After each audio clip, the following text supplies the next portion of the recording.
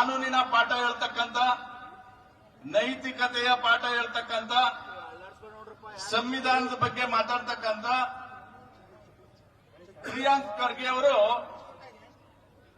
ಸಂವಿಧಾನವನ್ನ follow ಮಾಡಿ ಅಂತ ಹೇಳಲಿಕ್ಕೆ ಇವತ್ತು ಪ್ರತಿಭಟನೆ. ನನ್ನ ಹೆಸರೇನು ಮೆನ್ಷನ್ ಆಗಿಲ್ಲ ಅದರಲ್ಲಿ ಅಂತ ಹೇಳ್ತಾರೆ. ಅದಕ್ಕೆ ನಿಮ್ಮ ಗಮನಕ್ಕೆ, ಇಲ್ಲಿರ್ತಕ್ಕಂಥ ಮಾಧ್ಯಮದ ಮತ್ತು ಸಾರ್ವಜನಿಕರ ಗಮನಕ್ಕೆ ತರಲಿಕ್ಕೆ ಹೆಸರು ಹೇಗೆ ಮೆನ್ಷನ್ ಆಗಿದೆ ಅಂತ ನಾನು ಓದ್ಬಿಡ್ತೀನಿ. ಸಾಮಾನ್ಯವಾಗಿ ನಾವು ಎಕ್ಸ್ಟೆಂಪ ಮಾತಾಡಿದ್ರೆ ಇವ್ರ ಮನಸ್ಸಿಗೆ ಬಂದಾಗ ಮಾತಾಡ್ತಾರೆ ಅಂತ ನಾನು ಓದ್ತೀನಿ. ಇದನ್ನ ಪತ್ರದಲ್ಲಿ ಇಲ್ಲ ಅಂತ ಹೇಳ್ತಾರಲ್ಲ, ಈ ಡೆತ್ ನೋಟ್ ಅಲ್ಲಿ ಇದೆ, ನಾನು ಓದ್ತೀನಿ, ದಯಮಾಡಿ ಕೇಳಿಸ್ಕೊಳ್ಳಿ. ಆಮೇಲೆ ಬರಬೇಡ್ರಿ ಯಾರು ಇಲ್ಲಿ. ನನಗೆ ಪ್ರಿಯಾಂಕ ಖರ್ಗೆ ಅವರು ಹೇಳಿದ ಮಾತು ದಾಟುವುದಿಲ್ಲ ಎಂದು ಹೇಳಿಕೊಂಡಿರುತ್ತಾರೆ. ಯಾರದು?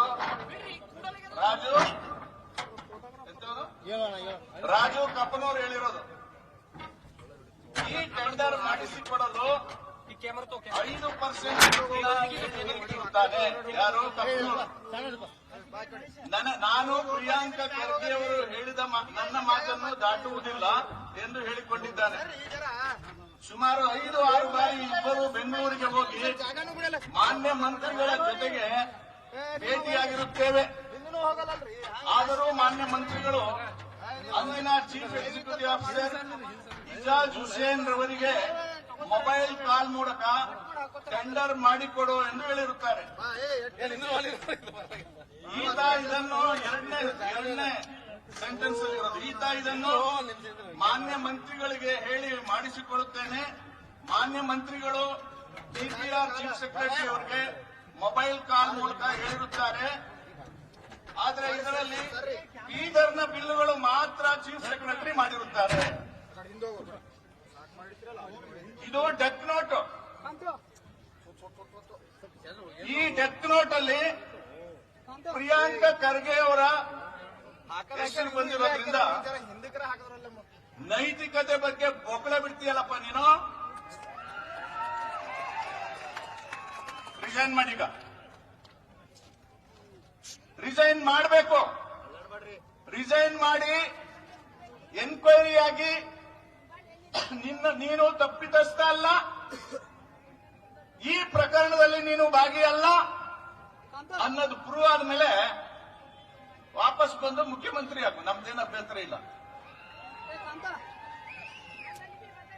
ಆದ್ರೆ ನೈತಿಕತೆಯ ಪಾಠ ಹೇಳ್ತಕ್ಕಂಥ ಸನ್ಮಾನ್ಯ ಪ್ರಿಯಾಂಕ್ ಖರ್ಗೆ ಅವರು, ಕಾನೂನಿನ ಪಾಠ ಹೇಳ್ತಕ್ಕಂಥ ಸನ್ಮಾನ್ಯ ಪ್ರಿಯಾಂಕ್ ಖರ್ಗೆ ಅವರು ಕಾನೂನು ವಿರುದ್ಧವಾಗಿ ನಡ್ಕೋತಾ ಇದ್ದಾರೆ. ಹಾಗಾಗಿ ನೈತಿಕ ಹೊಣೆ ಹೊತ್ತು ರಾಜೀನಾಮೆ ಕೊಡುವಂತ ಅವ್ರ ಮನೆಗೆ ಮುತ್ತಿಗೆ ಹಾಕಕ್ ಬಂದಿದ್ದೀವಿ. ಎಷ್ಟು ಜನ ಬರ್ತೀರಿ ಹೇಳಿ ಅಂತ ಹೇಳಿದ್ರು. ನಿಮಗೆ ಟೀ ಕಾಫಿ ಕೊಡ್ತೀವಿ ಅಂತ ಹೇಳಿದ್ರು, ಎಳ್ನೀರು ಕೊಡ್ತೀವಿ ಅಂತ ಹೇಳಿದ್ರು. ಇದನ್ನೆಲ್ಲ ಮಾತಾಡಬಾರ್ದಾಗಿತ್ತು. ಸಾವಿನ ಮನೆಯಲ್ಲಿ ನಿಂತ್ಕೊಂಡು ನಗ್ನಗ್ತಾ ಬನ್ನಿ ನಿಮಗೆ ಕಾಫಿ ಕೊಡ್ತೀನಿ ಅಂತ ಹೇಳಬಾರ್ದಾಗಿತ್ತು. ಈಗ ಪೊಲೀಸ್ ಕಮಿಷನರ್ಗೆ ಹೇಳಿ ಅವ್ರ ಮನೆಗೆ ಹೋಗ್ತೀವಿ, ಈಗ ನಮಗೆ ಕಾಫಿ ಟೀ ಎಳ್ನೀರು ಅರೇಂಜ್ ಮಾಡಿ. ಅವರು ಕರೆದಿದಾರಲ್ಲ, ಬರ್ತೀವಿ, ಈಗ ಎಲ್ಲನೂ ಅರೇಂಜ್ ಮಾಡಿ. ವಿಶೇಷವಾಗಿ ಆತ್ಮಹತ್ಯೆ ಮಾಡ್ಕೊಂಡಿರ್ತಕ್ಕಂಥ ಸಚಿನ್ ಪಾಂಚಾಳಿ ಇದಾರಲ್ಲ, ಅವ್ರ ಮನೆಯವ್ರನ್ನೆಲ್ಲ ಕರ್ಕೊ ಬರ್ತೀವಿ ನಿಮ್ ಮನೆ ಮುಂದೆ. ಉತ್ತರ ಹೇಳಿ ಅವ್ರಿಗೆ. ಈ ಸಂದರ್ಭದಲ್ಲಿ ಸನ್ಮಾನ್ಯ ಸಿದ್ದರಾಮಯ್ಯನವ್ರಿಗೆ ನಾನು ಒತ್ತಾಯ ಮಾಡ್ತೀನಿ. ಅದೇನು ಎಲ್ಲ ಬಿಟ್ಬಿಟ್ಟು ಇಡೀ ಕ್ಯಾಬಿನೆಟ್ ನಿಂತುಬಿಟ್ಟಿದಾರಲ್ಲ ಇವ್ರ ಪರವಾಗಿ. ಏನು ಸಿದ್ದರಾಮಯ್ಯನವರು ಇಡೀ ಕ್ಯಾಬಿನೆಟ್ ನಿಂತುಬಿಟ್ಟಿದ್ದೀರಿ ಪ್ರಿಯಾಂಕ್ ಖರ್ಗೆ ಪರವಾಗಿ. ಬೇರೆ ಯಾವ ಪ್ರಕರಣದಲ್ಲೂ ಇಲ್ಲ. ಯಾಕೆ ಸಿದ್ದರಾಮಯ್ಯನವರೇ ನಿಮ್ ಕುರ್ಚಿ ಅಳ್ಳಾಡ್ತಾ ಇದೆಯಾ? ಅದಕ್ಕೆ ನಿಂತಿದ್ದೀರಾ? ಸೊ ಇಡೀ ಸರ್ಕಾರಕ್ಕೆ ಗೊತ್ತಿದೆ ಈ ಘಟನೆಯಲ್ಲಿ directly R indirectly Priyank Kharge ಅವರ ಕೈವಾಡ ಇದೆ. ದೊಡ್ಡದಾಗಿ ಬಾಬಾ ಸಾಹೇಬ್ರ ಬಗ್ಗೆ ಮಾತಾಡಿಕೊಂಡು ಸುಫಾರಿ ಕೊಡುವಂತ ಗುಂಪನ್ನ, ರೌಡಿಸಂ ಮಾಡೋ ಗುಂಪನ್ನ ಜೊತೆಲಿ ಇಟ್ಕೊಂಡು ರಾಜಕಾರಣ ಮಾಡ್ತಾ ಇದ್ದೀರಲ್ಲ ನೀವು. ಇದರಲ್ಲಿ ನನ್ನ ರೋಲ್ ಇಲ್ಲ ಅಂತ ಪ್ರೂವ್ ಮಾಡಬೇಕು ಅಂದ್ರೆ ನೀವು ರಿಸೈನ್ ಮಾಡಿ ಎನ್ಕ್ವೈರಿ ಫೇಸ್ ಮಾಡಬೇಕು. ಇಷ್ಟೇ ನಮ್ಮ ಒತ್ತಾಯ. ಕೆಲವರಿಗೆ ಡೌಟ್ ಇದೆ, ಎಲ್ಲನೂ ಬಿಟ್ಬಿಟ್ಟು ಪ್ರಿಯಾಂಕ್ ಖರ್ಗೆ ಮಲ್ಲಿಕಾರ್ಜುನ್ ಖರ್ಗೆ ಯಾಕೆ ಇಟ್ಕೊಂಡಿದ್ದಾರೆ ಅಂತ. ಈ ಪ್ರಕರಣ ಬರೋವರೆಗೂ ಪ್ರಿಯಾಂಕ್ ಖರ್ಗೆ ಅವ್ರನ್ನ ನಾವು ನೀನ್ ಯಾವ ದಾಸಯ ಅಂತ ಲೆಕ್ಕ ಮಾಡಿಲ್ಲ. ನಾವು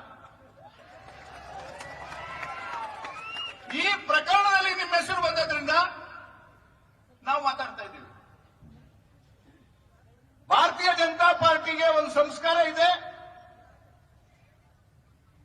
ನೈತಿಕವಾಗಿ ಜನ ಪ್ರಶ್ನೆ ಮಾಡ್ತಾರೆ ಅಂತ ಗೊತ್ತಾದಾಗ ಈಶ್ವರಪ್ಪನವರು ರಾಜೀನಾಮೆ ಕೊಟ್ಟಿದ್ದಾರೆ.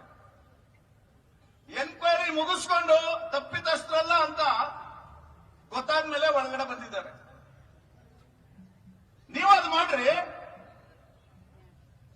ನಾಗೇಂದ್ರ ರಿಸೈನ್ ಮಾಡಿ ಜೈಲ್ಗೆ ಹೋಗಿರ್ಲಿಲ್ವಾ? ವಾಲ್ಮೀಕಿ ಅಭಿವೃದ್ಧಿ ನಿಗಮದ ಹಗರಣದಲ್ಲಿ ನಾಗೇಂದ್ರ ರಾಜೀನಾಮೆ ಕೊಡ್ಲಿಲ್ವಾ? ಯಾಕೆ?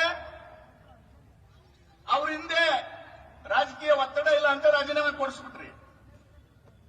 ಇಲ್ಲಿ ಎಐಸಿಸಿ ಅಧ್ಯಕ್ಷರಿದ್ದಾರೆ, ಪ್ರಿಯಾಂಕ್ ಖರ್ಗೆ ಅವರ ತಂದೆ.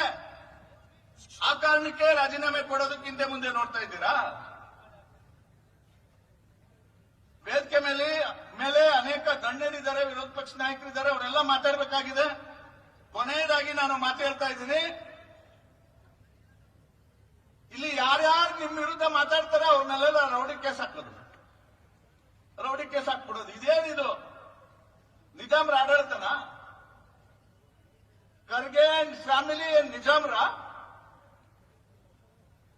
ಇಲ್ಲಿರ್ತಕ್ಕಂಥ ಪೊಲೀಸರೆಲ್ಲ ರಜಾಕ್ರ?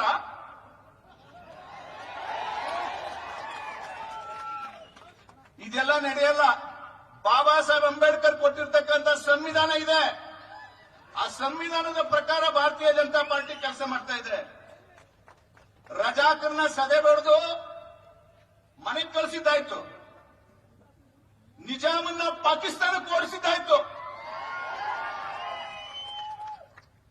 ನಿಮ್ಮನ್ನು ಮನೆಗೆ ಕಳಿಸ್ತಾರೆ ಜನ ಇವತ್ತಲ್ಲ ನಾಳೆ. Be careful. ಪ್ರಜಾಪ್ರಭುತ್ವದಲ್ಲಿ ಯಾರಿಗೂ ಅಧಿಕಾರ ಶಾಶ್ವತ ಅಲ್ಲ. So be careful.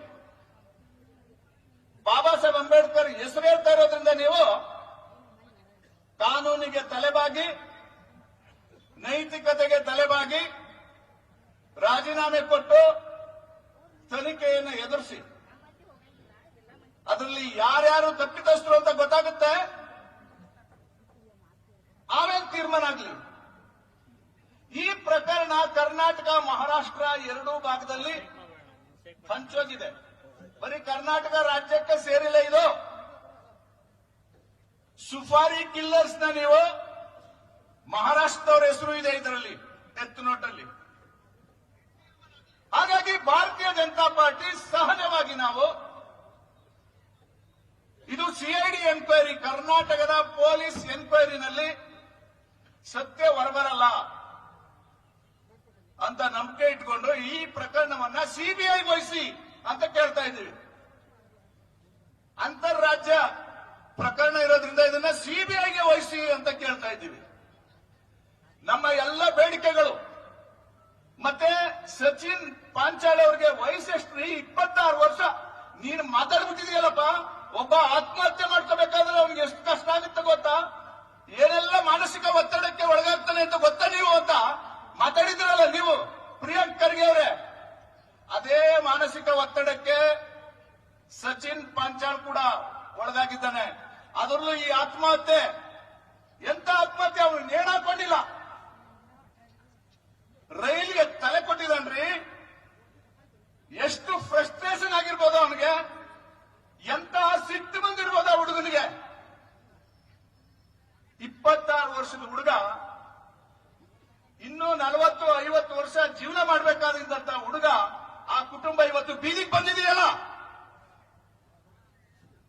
ನಾಚಿಕೆ ಆಗಲ್ಲ ನಿಮಗೆ?